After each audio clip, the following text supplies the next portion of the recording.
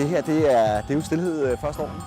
Det er blevet lørdag formiddag, og folk er sådan ved at gå ind i sig selv og zonen, og der er sådan en nervøsitet.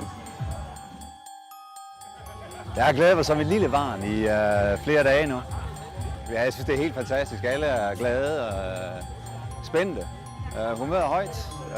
Vi glæder os alle sammen. Jeg har ikke været så spændt, siden jeg skulle til kørekortprøve eller noget i den stil, så jeg kriller i maven.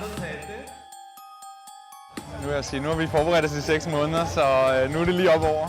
Så nu glæder vi os bare til at komme i gang.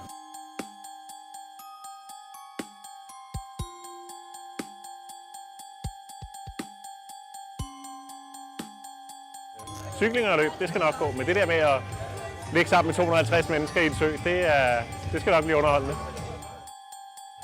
Jeg har fuldt programmet til punkt og prikke, så det kan ikke blive bedre.